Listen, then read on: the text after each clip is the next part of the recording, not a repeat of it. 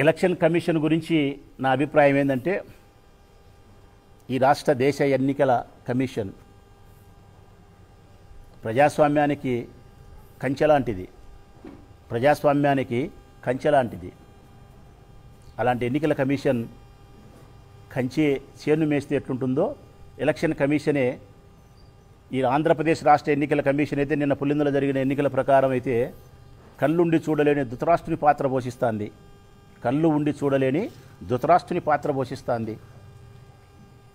ఇంకా పోలీస్ శాఖ అయితే గుమస్తా జీవితాన్ని ప్రభుత్వం తన యజమాని, ప్రభుత్వం ఏం చెప్తే గన చంద్రబాబు నాయుడు తెలుగుదేశం పార్టీ ఏం చెబితే ఆ పనులు చేసే గుమస్తాగిరి పనిని పోలీస్ చేస్తూ ఉంది.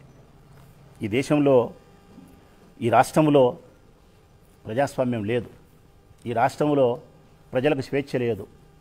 ఈ రాష్ట్రంలో నాయకులకు వాక్ స్వాతంత్రం కూడా లేదు. ఎవరు మాట్లాడినా జైలు పాలే, ఎవరు మాట్లాడినా అక్రమ నిర్బంధాలే, ఎవరు మాట్లాడినా వారు ఇచ్చింది తీసుకోవాలి, వారు లేవన్నప్పుడు లేయాలి, వారు కూర్చోవన్నప్పుడు కూర్చోవాలి. అట్లా కాకుండా ఏదైనా చేస్తే తప్పనిసరిగా వాళ్ళపైన చాలా ఘోరమైనటువంటి చర్యలకు లోకేష్ రెడ్ బుక్ రాజ్యాంగం నడుస్తూ ఉంది. ఫైనల్గా నేను చెప్పేది ఒకటే, ఈవీఎం మిషన్లు అయితే చీటింగ్, ఉప ఎన్నికలైతే పోలీస్ రిగ్గింగ్. ఇంత తప్ప ఈ రాష్ట్రంలో మరొకటి లేదు. ఈ రాష్ట్రంలో అంబేద్కర్ రాజ్యాంగం నడవడం లేదు, లోకేష్ గారి రెడ్ బుక్ రాజ్యాంగం నడుస్తుంది. ఆగస్టు 15 నాడు జరుపుకోవాల్సిన స్వాతంత్ర దినోత్సవాన్ని నేనైతే మాత్రం స్వేచ్ఛ ఉంది, నాకు స్వాతంత్రం ఉందని చెప్పి నేను భావించడంలే. ఈ రాష్ట్రంలో స్వేచ్ఛ స్వాతంత్రాలు లేవని చెప్పి నేను భావిస్తానా.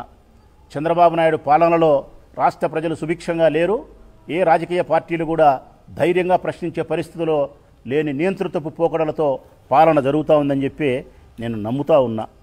మరి ఈ పరిస్థితుల్లో రాష్ట్ర ప్రజలందరికీ నేను విజ్ఞప్తి చేసేది ఒకటే, తిరిగి ఆ మహాత్ముడు మనకి ఇచ్చినటువంటి స్వేచ్ఛ స్వాతంత్రాలు మనం అనుభవించాలన్నా, డాక్టర్ బిఆర్ అంబేద్కర్ గారు రాసినటువంటి రాజ్యాంగాన్ని ఇక్కడ మనం అమలుపరుచుకోవాలన్నా, మళ్ళీ ఆ మహాత్ముడు బాపూజీ పుట్టి రావాలన్నా ఇది సాధ్యమవుతుందా? సాధ్యం కాదు ప్రజలారా. మహాత్ముని ఆశయాలు మన గుండెల్లో నింపుకోవాలా, వారి ఆలోచన విధానాలను మన మనసులో మెండుగా నింపుకొని వాటిని అనుకరించాలా. అటువంటి నాయకుడిని మనం తయారు చేసుకోవాలా. అటువంటి నాయకుడు మనకు తారసపడినప్పుడు అతనికి అండగా నిలబడాలా. ఆ మహాత్ముడు కలలుగన్న గ్రామ స్వరాజ్యాన్ని నెలకొల్పిన వాడు జగన్మోహన్ రెడ్డి గారు. మీరు ఒకసారి ఆలోచించండి. గాంధీ మహాత్ముడు ఆశించినది గ్రామ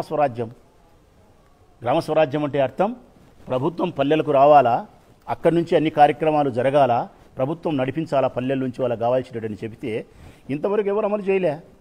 జగన్మోహన్ రెడ్డి గారు అధికారంలోకి వచ్చిన తర్వాత గాంధీజీ కన్న కలలను నెరవేర్చినటువంటి ఆయనకు మహాత్మునికి ప్రేమైన మనవడు ఎవరంటే గాంధీ మహాత్ముడే. గ్రామాన సచివాలయాలు వచ్చినాయి. గ్రామాన 12 మంది 13 మంది ఉద్యోగస్తులు వచ్చి ప్రభుత్వం చేయాల్సిన పనులన్నీ అక్కడి నుంచే వాళ్ళకి కావాల్సినవి ఏర్పాటు చేసినారు. రైతు భరోసా కేంద్రాలు చేసి వ్యవసాయానికి ఉపయోగపడినారు. హెల్త్ క్లినిక్లు సెంటర్లు పెట్టి ఆరోగ్యాన్ని సంరక్షించే ప్రయత్నం చేసినారు. ఒకటి కాదు, రెండు కాదు.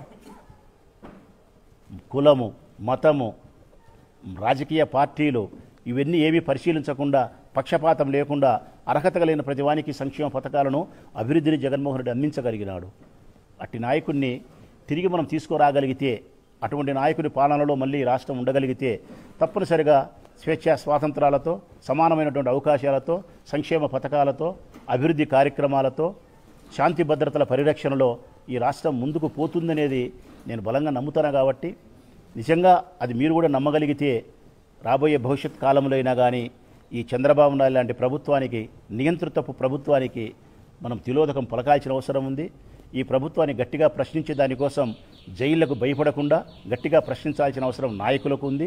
ఈ ప్రభుత్వాన్ని కూకటి వేలతో సహా కూలదోయాల్సిన అవసరము, బాధ్యత ప్రజాస్వామ్యవాదులకు ఉందని చెప్పి నేను భావిస్తూ ఉన్నా. జగన్మోహన్ రెడ్డి గారి యొక్క ప్రభుత్వాన్ని రావాలని ఆకాంక్షించే ప్రతి ప్రజాస్వామ్యవాది, ప్రతి పేదవాడు కూడా అందుకు అనుకూలంగానే వైఎస్ఆర్ కాంగ్రెస్ పార్టీతో, జగన్మోహన్ రెడ్డి గారితో నాయకత్వాన్ని సమర్థిస్తూ నడుస్తారని చెప్పి నేను భావిస్తాను. ఈనాటికైతే మాత్రం